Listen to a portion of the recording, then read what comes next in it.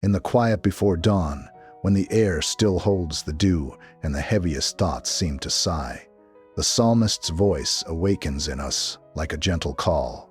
Bless the Lord, O my soul. It's not a dry command, it's a soft invitation for the soul to wake up and recognize the river of mercy that already bathed us through the night. In this moment, before the day's rush swallows us, let these words descend like rain on tired ground. Let each drop wash away yesterday's bitterness. Breathe deeply. Be present for this encounter of gratitude. Bless the Lord, O my soul, and forget not all his benefits. In saying this, the mouth repeats the length of God's memory in our lives. It's not about collecting favors. It's about remembering with the heart the small mercies that stitch our story together, the breath that renewed our strength, the sleep that healed our body, the encounter that brought comfort. When we name these benefits, something changes in the chest. The restlessness that ran wild settles down. There's power in remembering. There's healing in recognizing. Each benefit named is a thread of light that weaves a mantle of praise over the soul. Let the morning be a metaphor for what God does for us. He turns darkness into light, weariness into new strength, guilt into liberating forgiveness. Just like dawn scattering clouds, mercy pours over what remains from yesterday. Think of the things you left undone, the gestures that were missing, the words that stayed stuck. Now imagine a gentle river flowing by, carrying away everything you no longer need. It's not about erasing the story. It's about purifying the soul for a renewed walk. Mercy doesn't just correct what was. It redirects tomorrow. When the praying voice speaks of healing and forgiveness, it reminds us that we have been reached by a love that doesn't keep endless records of failures. In silence, picture the chains that the weight of guilt formed around your heart. Feel the compassionate hand that comes and loosens each knot, one by one, until breathing becomes light again. There's a law of compassion that works deeper than our reason, the constancy of forgiveness that shapes us. In recognizing this, the whole body responds with a freer sigh, as if the back lightens from an old burden. The psalm that echoes this morning speaks of healing and redemption, with terms that caress the soul, forgiveness that restores, love that doesn't withdraw, compassion vaster than our understanding. Imagining mercy like an endless sea gives us courage to look inward without fear. No shame can withstand the warmth of this love. No failure can't be welcomed. When we repeat with the heart, "Bless the Lord, O my soul," we allow the memory of divine love to shape us again, like water that makes dead seeds sprout. As we meditate verse by verse, discover how each line was written to heal the dawn of your life. "Bless the Lord, O my soul," is the beginning. The sequence of this song leads us to name blessings and trust in provision. There are images of restored life, feelings led back to peace, memories transformed from accusations into testimonies. Let the poetic language penetrate, like a breeze touching dry leaves and giving them back some melody. Each verse is a step back to original trust. The Lord is merciful, patient, full of goodness. Let these words fill the emptiness. Remember, giving thanks isn't ignoring the problem. It's placing reality under the perspective of grace. Sincere gratitude doesn't cancel pain. It redraws it in the light of divine care. When a heart gives thanks, it creates inner space where hope can enter. This openness isn't fragile. It's a silent strength that changes decisions, colors relationships, and rebuilds the interior. That's why, in hurried mornings, the practice of blessing is an act of resistance against the ingratitude the day tries to impose. It's an act of faith that reclaims the lost center. There's a line of teaching that reminds us forgetting benefits is possible, and it corrodes the soul. Forgetting isn't just a memory lapse. Sometimes it's defense, sometimes rebellion. When we let forgetting reign, we create distance between us and the heart that loves us. In this moment of silence, invite memory to return. Bring to mind the mercy that first reached you, the helps that came unasked, the faces that appeared at the right time. In remembering, you mend ties and strengthen the trust that sustains the walk. The psalmist's narrative gives us courage to confess what needs confessing. Not to be condemned, but to be washed. There's beauty in admitting weakness, that opens space for mercy to act concretely. Think of a moment when you stumbled and were surprised by forgiveness. How did that change your way of seeing? In recalling that gesture, the soul bows in recognition and gratitude. Confession, then, isn't an end. It's the portal to healing. It's the moment when the shine of forgiveness begins to undo the shadows.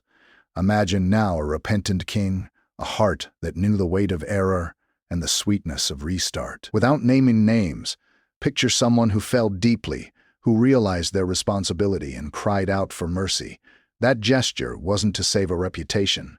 It was to restore a life. The voice that pleads is welcomed by a love that demands no justifications, only sincere return. The one who repents finds, through tears and praise, a road back to integrity. Today, the same road is available to you, paved by the compassion that always accompanies us. The link between sincere repentance and renewed praise is simple and powerful. Whoever recognizes their own fragility experiences the magnitude of forgiveness and responds with gratitude. The one saved from deviation, who received inner healing, understands the tenderness of divine care and desires to live in a way that this mercy isn't wasted. There's a spiritual cycle that turns in this movement: confession, forgiveness, transformation, praise. By participating in this cycle each morning, you train the soul to dwell in gratitude as routine, not occasional nadir. Now, I bring a practical application you can use when opening your eyes. Name 3 things you're grateful for. Do it in a low voice, like whispers to the ear of the one who loves you most. Don't choose only big miracles. Include the simple: warm bread, a friendly hand, a moment of silence. In verbalizing, you give form to the invisible and let the mind follow the heart. This small practice, repeated daily, creates a map of blessings that gradually covers your day's horizon with recognition and joy. Take a pause now. Close your eyes for a brief moment. Say softly, "Bless the Lord, O my soul." Then say the 3 gratitudes: first, second, third. Listen to your own voice. Feel how each gratitude lights an inner light. If any item also reminds you of loss, offer it with tenderness, knowing even pain can be a channel for healing. This exercise isn't magic. It's transformative through repetition and honesty. If you want, repeat it tomorrow and the next day. See how the act of naming trains you to perceive more. If, in doing this exercise, you feel you need a prayer that speaks to your specific case, I invite you gently to access the personalized prayer we offer for free. It's a space where you can bring what weighs most and receive a prayer written to touch what needs touching. If you feel your heart asks for special attention, the link to this prayer is in the description below, available as a natural continuation of your encounter with grace. It's part of the same journey. Remember, give thanks, receive care to go on. Resuming the reading of the morning psalm, we see images that lead us to understand the breadth of compassionate love. It doesn't measure our failures by its own lack of compassion, and its faithfulness is greater than our inconsistency. The psalmist uses terms that recall fatherly care, goodness that doesn't wear out, wide arms that cover. In contemplating these images, the heart finds courage to rise and sing again. It's not vainglory, it's reverence. And in reverence, the soul finds the right tone to face the day's tasks with a lighter, more reliable spirit. Notice the repetition: bless the Lord, O my soul. Bless the Lord, O my soul. Repetition doesn't weary devotion. It deepens it. Like a rhythm that calms before the sea, repetition brings the mind to the present and wards off distractions. When the psalmist returns to the refrain, he's not simplifying the experience. He's teaching us to stay in gratitude until it soaks into behavior. Repeating is teaching the heart to remember. In this dawn, let this cadence settle inside you and accompany your steps. There's also teaching about the forgetting that threatens gratitude. It's easy to get used to the good. When blessings become routine, we lose the ability to marvel. That's why the invitation is always new. Rehabilitate the surprise of goodness. Looking closely, we discover each small kindness is the signature of present love. Don't underestimate the ordinary. Gratitude for the trivial is the discipline that keeps the heart attentive to the immeasurable. Focus on small things today. See how they added up. Become a great reason for praise. The practice of forgiveness as restart is also central to this morning. Forgiving yourself is as urgent as forgiving others. Some hold resentment against themselves, repeating old mistakes as if unworthy of compassion. That blocks joy. Forgiving yourself is accepting the story doesn't need rewriting. It can be reread in the light of grace. In forgiving, you open space for new choices. It's a gesture of liberation that lets you rise with more lightness and walk with faith in better possibilities. In spiritual life, there are moments when the memory of an error repeats like an unhealing wound. In those times, words of forgiveness and images of healing work like medicine. Imagine yourself by a river's edge. Each word of forgiveness is a stone thrown into the water, creating circles that reach once dry shores. These waves don't erase the stone.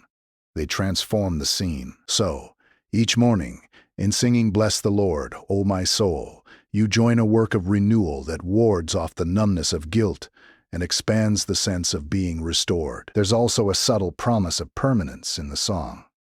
Goodness and mercy that follow all days. It's not just timely favor. It's continuous companionship. This changes our relation to time. Hope stops being an isolated event and becomes constant presence.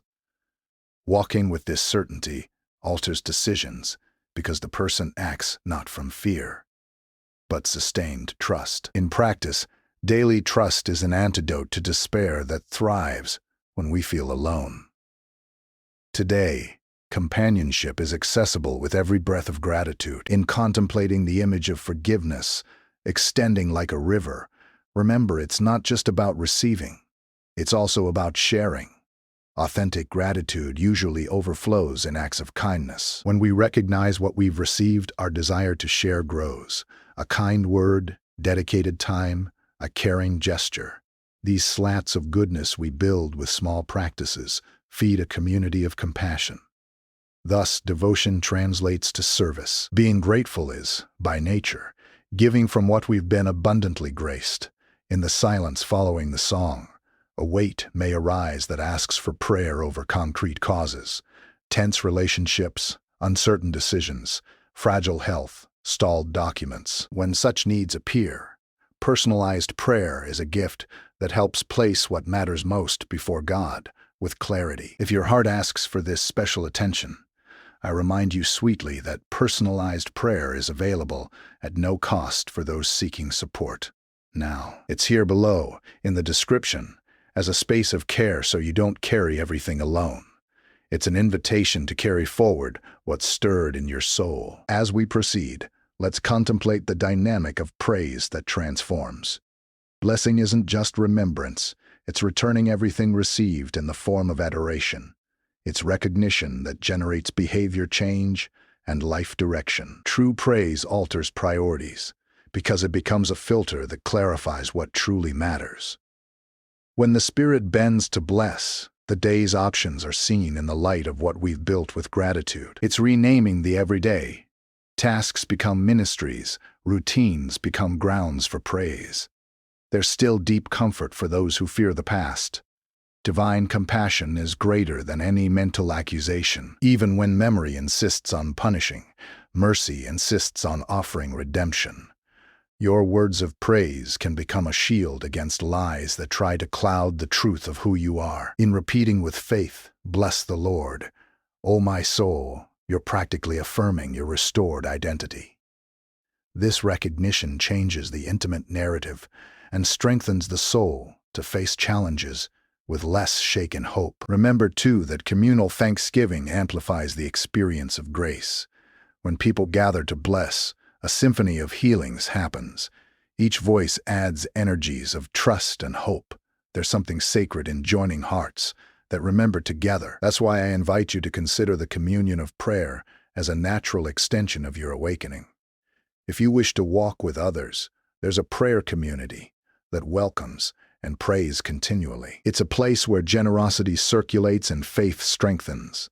The invitation is here below in the description for those who feel the call to belong to the spiritual family. Before moving to the final prayer, I offer a second practical application for this dawn.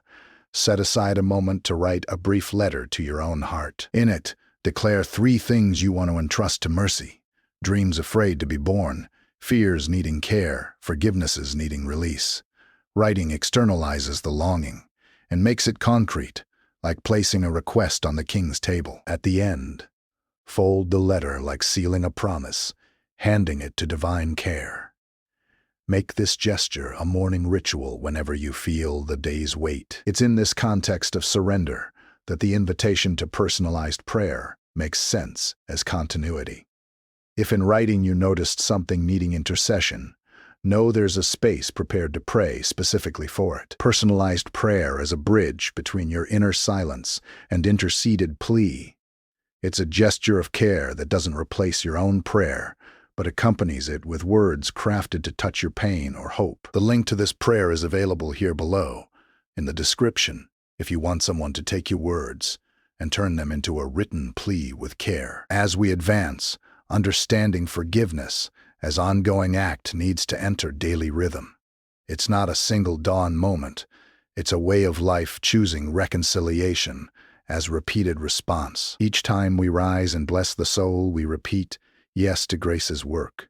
This habit bears fruit: less accusation, more compassion; less fear, more courage; less reinvention, more fidelity. Let this be your spiritual training. At least once each morning, name the blessings and let mercy reconfigure the day.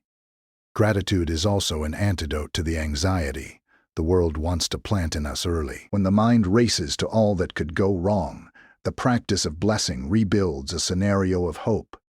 It's not realistic denial, it's courageous repositioning. In choosing to remember benefits, you change the architecture of your thoughts, favoring the possible born from received care. This doesn't guarantee an easy day, but it guarantees a firm point from which to react with serenity and emotional intelligence. Now, before the final prayer, I make a special and natural invitation. If this encounter touched you, and you want to be part of a space where voices unite in mornings of gratitude, consider knowing the prayer community. It's a place where personalized and collective prayers intertwine, where generosity manifests, and where there's ongoing support for those growing in faith. The link to know this community and for personalized prayer is here below in the description. Bring your desire, your hope, and if you can, your discreet contribution to keep this place of prayer alive and warm. Now, settling all that's been recalled and set apart in your chest, let's raise a song of thanksgiving. Repeat with me in silence or low voice. Bless the Lord, O my soul, and all that is within me. Bless his holy name. Let these words vibrate the strings of your being. Let each phrase be like a balm. If there are tears, let them fall. If there are smiles, let them bloom. All this is expression of a heart rediscovering its home in unfailing mercy. In this moment, as ears and soul align to the refrain, I invite you to gather in thought 3 requests to place before divine care. It doesn't need to be long. Use simple words: healing, direction, peace. Imagine them as small candles on an intimate altar. Each candle represents a trusted desire. In placing these requests in the presence of the love that sustains us, we feel the lightness of one already heard, even before full answer. Prayer is, above all, an act of trust that transforms us. And now, uniting all lived in this morning, I come to pray with you. Lord, source of mercy, receive our voices raised in the silence of dawn. Heal what needs healing, give relief to weary hearts, open doors where there are obstacles, and be refuge where anguish reigns. May your goodness follow us all days, and may we, wherever we go, carry the same compassion we've received. In each of our gestures, may the world see the reflection of your tenderness. Amen. Before closing, one last loving invitation. If in this moment you feel you need a closer personalized prayer, the link to request this free prayer is here below, in the description. And if you desire a continuous place of belonging, where voices gather to pray daily, the prayer community also awaits you with open doors and hearts ready to accompany. Accept this invitation as a natural extension of what your heart has already begun to live now. In finishing, I assure you this encounter isn't an isolated instant. The mercy that touched you this morning wants to accompany you all day. Carry with you the discipline of blessing, not as empty ritual, but as life practice that brings lightness and renewal. Return to these words whenever needed. Repeat the exercises. Write your letters to the heart. Name your gratitudes. And let personalized prayer and community be resources when the weight is too much. You don't walk alone. May the peace that surpasses all understanding guard your heart and guide your steps. May each morning renew your spirit, and may gratitude become the habit that transforms, little by little, everything around you. Bless the Lord, O my soul, and let mercy shape you for the joy of knowing you're loved. Amen.